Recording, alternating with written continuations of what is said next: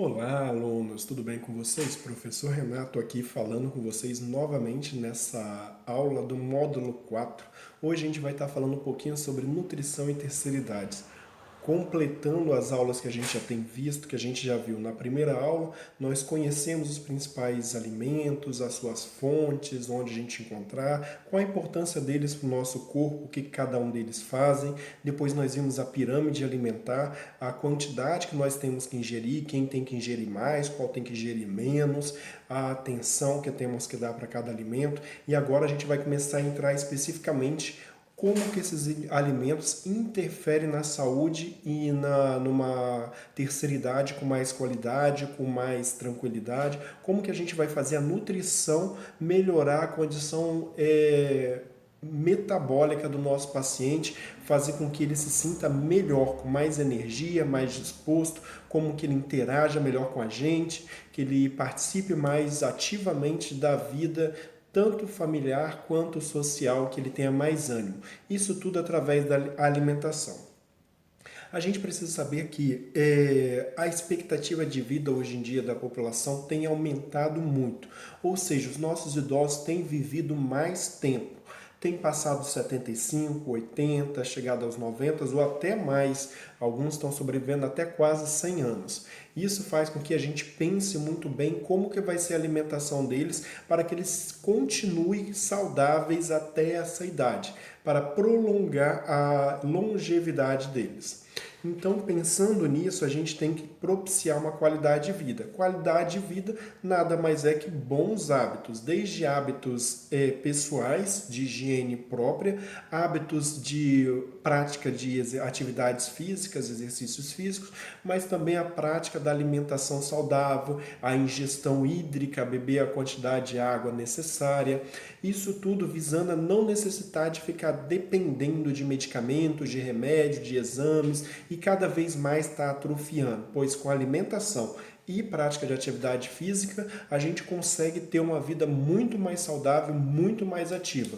Então, para não ficar falando de medicamentos, de aquele monte de doença que a gente viu já nos módulos anteriores, vamos trabalhar com o nosso idoso sempre com uma alimentação saudável e no próximo módulo a gente vai estar vendo a prática de atividades físicas, como que é importante também e como que é a nossa função nessa prática de atividade física do idoso.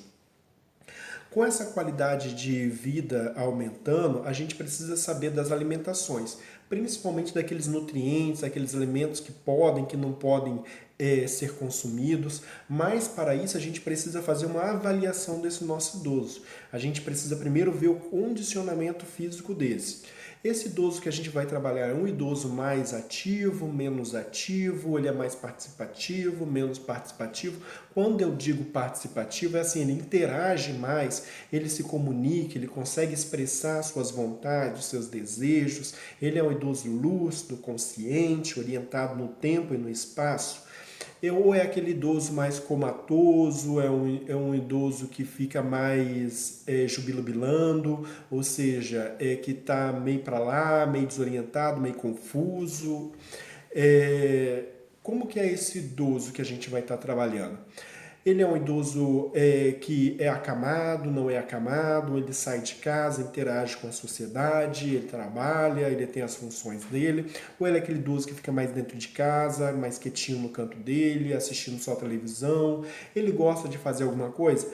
Cada detalhe que você pegar dessa vida do idoso vai influenciar na alimentação dele. Caso ele seja mais ativo, ele vai precisar mais de um tipo de alimento. Caso ele seja menos ativo, ele vai precisar menos desse alimento. Por exemplo, um idoso um pouco ativo, ele precisa de pouca energia, então pouco carboidrato, pouca proteína. O paciente é mais agitado, é mais participativo. Se o paciente ele for mais agitado, participativo, interativo, ele vai precisar de mais energia, mais carboidrato, mais proteína, ele vai precisar de uma alimentação mais diferenciada. O seu idoso ele é mais prostrado, ele tem algumas dificuldades, alguns problemas, hipertensão, diabetes, renal crônico, Alzheimer, Parkinson, a alimentação dele vai ter que ser diferenciada, voltada para o tipo de patologia que ele tem dificuldade dificuldade de alimentação, a gente vai ter que adequar essa dificuldade, então tem que ter uma certa observação em como é o nosso idoso para a gente poder saber como vai ser essa dieta.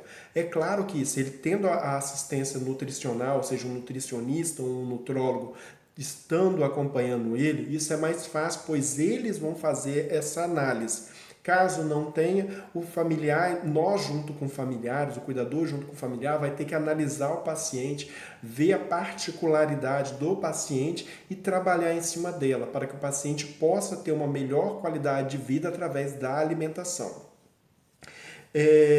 A gente tem que saber que a dieta pode prejudicar alguns órgãos, prejudicar alguns tratamentos, algumas coisas. A gente tem que saber evitar alguns tipos de alimentações dependendo do caso, igual o caso do renal crônico, ele não pode comer comida com sódio, ele não pode comer comida com alguns tipos de minerais, ele não pode comer proteínas, dependendo da proteína ele não pode comer, ou seja, isso vai dificultar o processo dele de tratamento com relação à patologia dele. A gente tem pacientes oncológicos que vão ter que evitar alguns tipos de sais minerais. A gente vai ter que evitar, a gente vai estar estudando isso quando a gente for falar especificamente das doenças e quais as melhores dietas para elas, algumas dicas de o que comer, o que se alimentar, o que oferecer para o nosso paciente. Outra coisa que a gente precisa falar também é que o processo de envelhecimento, como eu já disse antes, ele acaba prejudicando tanto a deglutição quanto o processo de salivação. A deglutição vai estar dificultada, pode ser pelo processo de ausência da salivação, o idoso vai parar de produzir saliva. Quando a gente está comendo, a saliva vai sendo produzida e vai molhando, lubrificando o bolo alimentar e facilita o deslocamento dele da boca até o estômago. Quando a pessoa idosa deixa de produzir essa salivação, ele fica um bolo de comida seco. Aí eu falei no vídeo anterior que é interessante, na hora da alimentação do paciente, oferecer líquido, para ele comendo e bebendo simultaneamente, para ir molhando aquele bolo alimentar na boca dele e facilitar assim na deglutição. Outra coisa que acontece na deglutição é a perda do movimento de peristaltismo, ou seja, o esôfago para de puxar a comida para baixo. Isso dificulta na alimentação do idoso. Dependendo do grau dessa dificuldade de deglutição, o médico pode solicitar que seja feita uma gastrostomia. Uma das indicações é essa ausência desse movimento de levar o alimento até o estômago. Então a gente tem que avaliar, o nosso paciente tem dificuldade? Ele está tendo muita dificuldade para poder se alimentar com a comida normal, assim que a família inteira come. É uma hora da gente começar daqui a pouco ver os tipos de dieta e ver qual é a dieta que é mais adequada para ele conseguir se alimentar. Pois se o normal não está funcionando, podemos trocar para outra. Outra coisa que a gente tem que ver também, que o idoso ele começa a ter dificuldade de incontinência urinária, constipação intestinal, e o tipo de comida que a gente vai estar dando para ele, o tipo de alimentação pode facilitar ou dificultar esse processo. Por exemplo, ele está tendo várias constipações intestinais. O estômago dele está ficando muito preso, o intestino está ficando muito preso, eu posso dar uma alimentação mais laxante para ele. Posso oferecer desde alimentos mais laxantes até chás, como o chá de ameixa. Ele está tendo muita diarreia, eu posso estar oferecendo alimentos mais que segurem um pouquinho mais. Alguns tipos de carboidrato, por exemplo, o arroz, ou até mesmo o chá de arroz, que é a emulsão de arroz, que é um chazinho que eu vou explicar para vocês como é feito, vou colocar um vídeo para vocês estarem vendo também, que auxilia na prender esse intestino quando está tendo mais diarreia. O paciente ele tem muita incontinência urinária, posso estar oferecendo alguma coisa que aumente essa incontinência? Tem alguns alimentos que são diuréticos. Aí a gente tem que evitar esses alimentos diuréticos, já que ele já tem uma incontinência urinária. Ou evitar em um determinado horário, por exemplo, à noite. A gente tem que estar observando isso. O meu paciente é hipertenso, eu vou estar reduzindo alguns alimentos que são ricos em sódio. Não quero dizer que eu vou dar eu posso tirar o sal da comida, mas eu estou dando alimentos que têm bastante sódio, então vai continuar tendo hipertensão arterial. Então eu tenho que pensar nisso também. Aí quais são esses alimentos? A gente vai estar discutindo aqui agora. Outra coisa que pode acontecer com o nosso paciente são os distúrbios nutricionais. Você vai chegar para cuidar de um paciente, você vai avaliar o seu paciente. É um paciente que está desnutrido?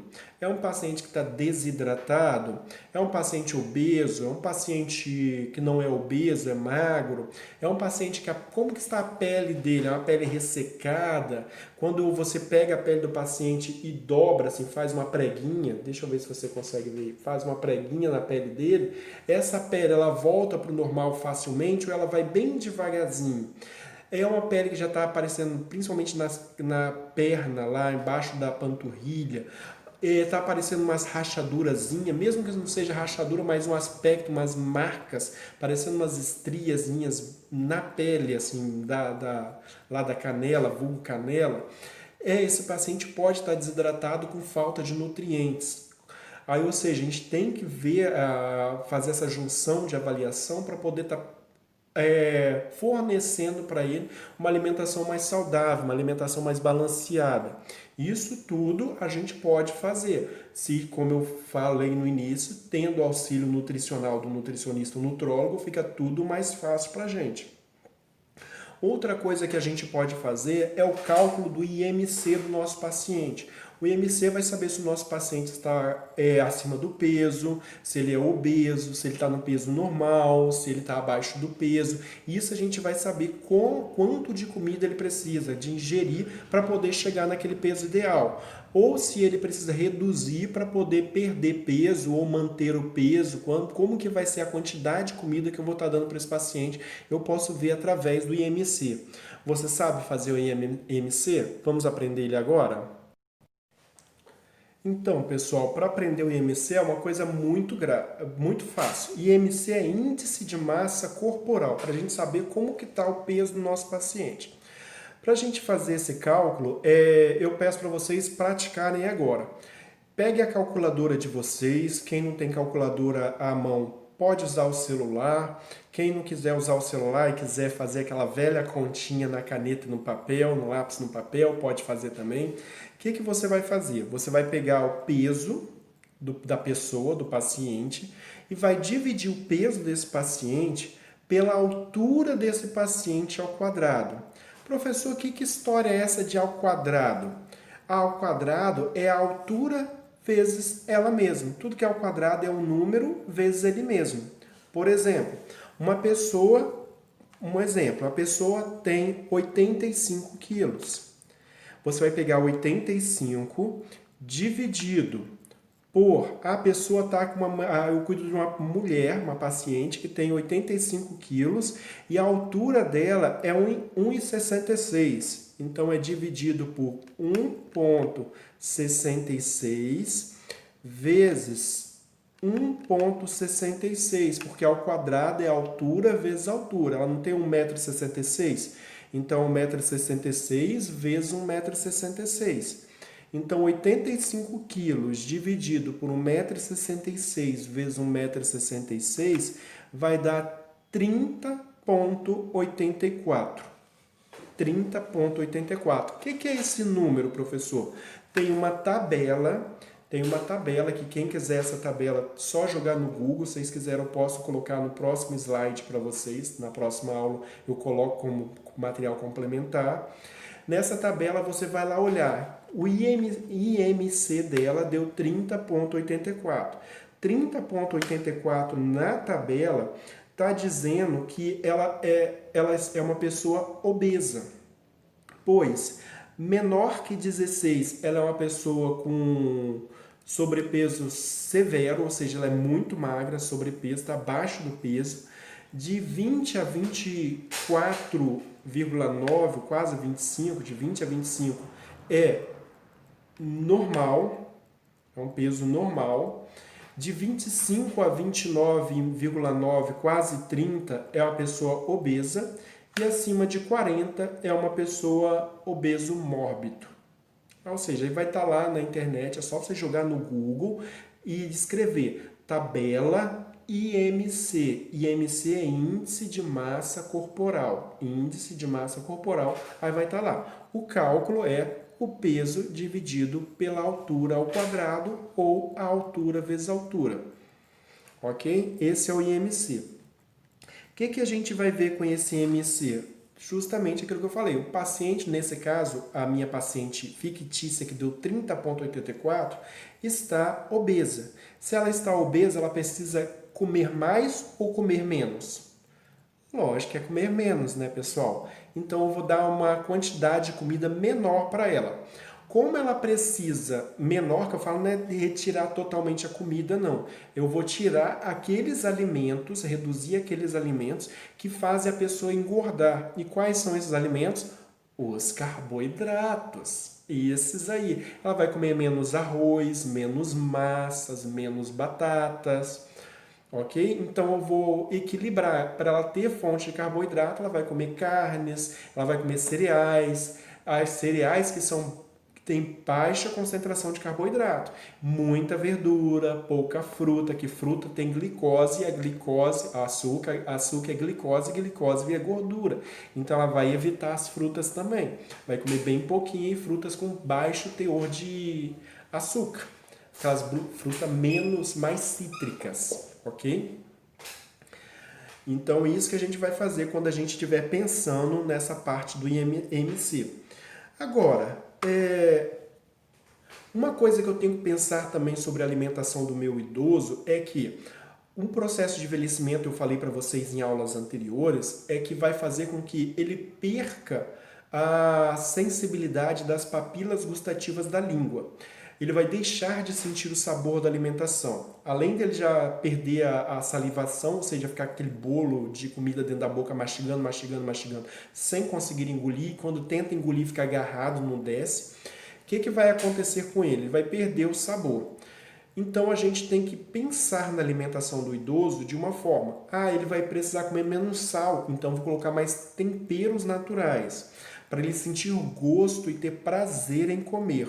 Então eu vou substituir o sal, para ele não sentir falta do sal, eu coloco mais tempero. A comida tem que ter um sabor bom, ele tem que ter prazer em comer. Então a gente vai aumentar um pouco do tempero dessa comida, mas temperos que não são industrializados, que não contenham muito sódio, muito sal. Outra coisa, precisa ser visivelmente bonita. Não adianta fazer aquela gororoba para o paciente, vou enfiar, fiz um mexido doido lá e vou dar para ele. Não, tem que fazer uma coisa bonitinha, pois ele já não está sentindo gosto, ele já está ficando com aquela comida na boca que não consegue digerir e nem engolir. O que você vai fazer? Vai fazer um prato bonito, colorido, com bastante sabor, para ele poder estar se alimentando. E essa comida que você vai estar fazendo, esse prato que você está preparando para ele, tem que ser de acordo com a capacidade dele de se alimentar. Se ele consegue se alimentar normal, você vai fazer uma comida normal, igual a gente come no dia a dia. Caso contrário, a gente vai ver os tipos de dieta que tem que ser feita para ele. Mesmo assim, tem que ser bonitinha, bem apresentável. Tem que estar numa vasilhazinha bonitinha, tem que ter um enfeitezinho para ele sentir vontade de ver, sentir o cheiro e sentir vontade de comer. Lembrando que às vezes ele não consegue enxergar direito nem sentir, perde até o olfato também. O olfato, a audição, ele vai perdendo tudo. Então ele tem que ter estímulos muito fortes para ter prazer em comer.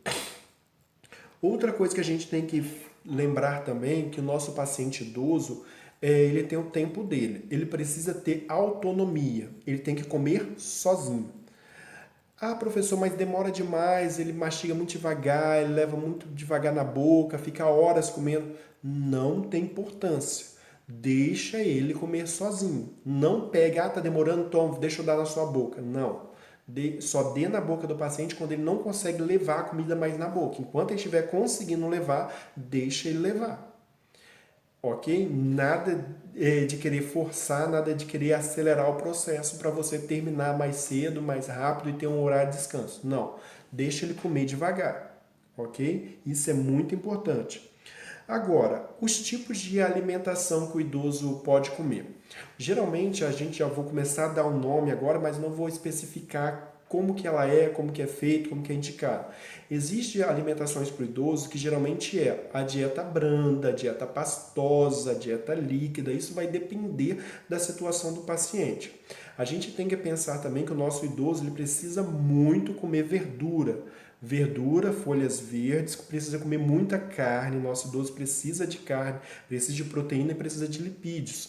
Carboidratos, somente carboidratos bons, ou seja, eu vou evitar dar para ele derivados do trigo, evitar para ele dar vários tipos de batata, se for batata, batata doce. As outras eu posso dar em pequena quantidade, o trigo eu posso dar em pequena quantidade, eu vou substituir por coisas integrais.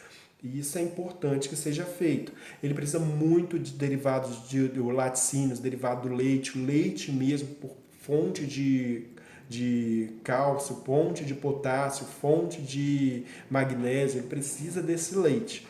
Então tem que tomar leite. Ovos, ele precisa muito do ovos. O ovos já foi um vilão, mas hoje já sabemos que o ovos é muito importante, principalmente a gema do ovo, é uma grande auxiliadora da saúde do idoso.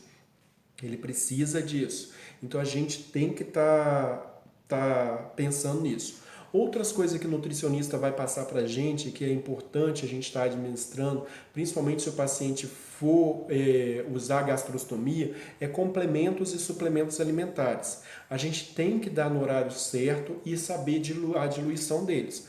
Já vou dizendo para vocês, se vocês forem diluir a creatina, ela dá um trabalho danado, vai ter que deixar de molho bastante tempo, ela é bem complicadinha para ser diluída.